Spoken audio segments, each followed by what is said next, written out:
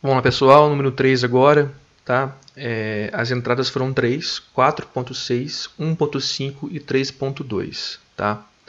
Então aqui, né, lembrando sempre, teste mesa, veja o código, procure entender antes do código e antes de fazer o teste. Então, temos aqui um int main em que eu tenho 3 valores floats e vou ler os 3 do usuário. Então, são 3 scanfs e vou chamar a função duas vezes, passando n1 e n2 e depois n2 e n3.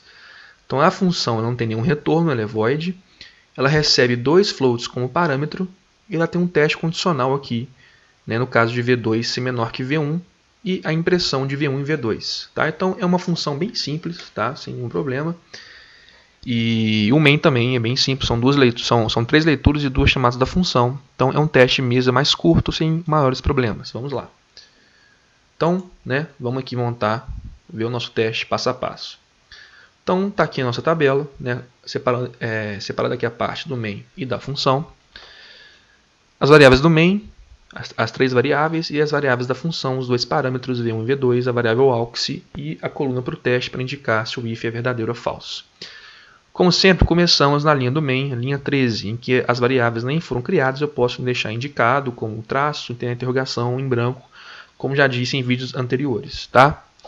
Na linha 15, como também já falei, é uma linha opcional, posso colocar ou não, eu posso pular para a linha 17, que é a leitura. Então, primeiro dado digitado pelo usuário, como foi dito no enunciado, é o 4.6. Dei Enter, então na linha de baixo. Segundo valor é 1.5, que também foi dito no enunciado, está aqui na tabela. Tá? N1 recebeu 4.6, N2 está com lixo, N3 ainda com lixo. Na linha 18, N2 recebeu 1.5, N3 ainda tem lixo. O que vai ser mudado na linha 19, em que N3 vai receber 3.2, preenchido pelo usuário. Então, na linha 20.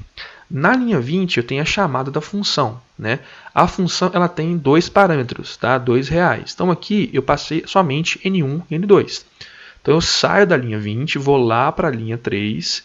Então, aqui eu esqueço o main, trabalho só com a função. V1 vai receber N1 e V2 vai receber N2. Então, 4.6 e 1,5. Linha 5. Linha 5, a variável aux vai receber V1, aux vai receber 4.6. Linha 6, tem um teste. V2 menor que V1, V2 é 1.5. V1 é 4.6, então V1 é maior que V2, então o teste é verdadeiro. Se é verdadeiro, eu vou executar as linhas 8 e 9. Linha 8, V1 recebe V2, então V1 assume o valor de V2 na linha 8, que passa a ser 1,5, e V2 vai receber o valor auxiliar, que é o valor 4.6. Então aqui só como mais curiosidade mesmo. Tá? Veja que essa função ela troca os valores de V1 e V2. Tá?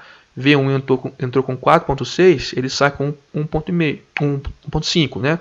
E V2 1.5 sai com 4.6. Então, a variável aux vem de auxiliar, né? Ela serve como uma variável auxiliar para fazer a troca de valores, certo?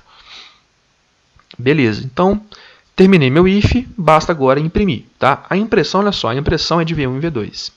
V1 e V2 são valores floats. Né? Se eles fossem, se aqui entre o porcentagem F não tivesse nenhum delimitador de casa decimal, os dois seriam impressos com 6 casas decimais. Mas eu tenho que porcentagem ponto 1F em ambos. Então, eu vou imprimir um float com apenas uma casa decimal.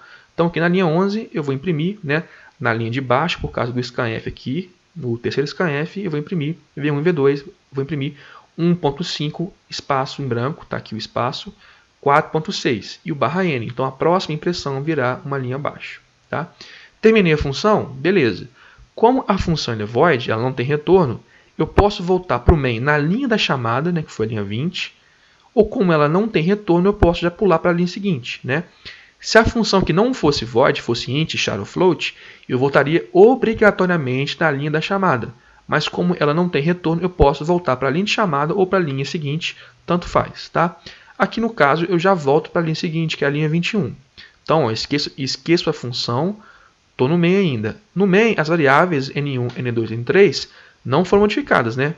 Aqui não teve nenhum código para modificar N1, N2 e N3. Então, elas ainda valem os valores aqui iniciais. Então, na linha 21, eu vou chamar a mesma função, só que passando como parâmetro N2 e N3. Então, na minha chamada, ó, eu vou voltar para a linha 3, Então esqueça o main. V1 vai receber N2 e V2 vai receber N3. Tá? Então, na linha 5, auxiliar vai receber V1. Na linha 6, o meu teste vai dar falso, porque V1 não é maior que V2, já que V1 é 1.5 e V2 é 3,5. Tá? Então aqui meu teste deu falso. Se deu falso, eu vou ignorar as linhas de 7 a 10, tá? Pulando já para a linha 11. Tá? Então, antes de explicar a linha 11, olha só importante. Mesmo que meu if dê falso, é importante saber o seguinte: a linha do if, né, do teste da condição, sempre é executada. Eu sempre vou testar a condição. Se ela for verdadeira, eu executo o if entre as chaves. Se ela for falsa, eu ignoro, ou no caso de haver um else, eu executo o else. Mas o importante é o seguinte: muita gente esquece de colocar a linha do teste do if. Ela sempre é executada. Por quê? Como que eu vou saber se algo é verdadeiro ou é falso se eu não vou testar? Eu tenho que testar. Tá? Então aqui deu falso, então eu pulo de 6 para 11. Imprimo de novo, ó, eu imprimo V1, V2. V1 é 1,5 com uma casa decimal e V2 é 3,2 com uma casa decimal. Terminei a função. Posso voltar para a linha 21, né, e assim seguir, ou posso voltar para a próxima linha a ser executada, que no caso é return 0.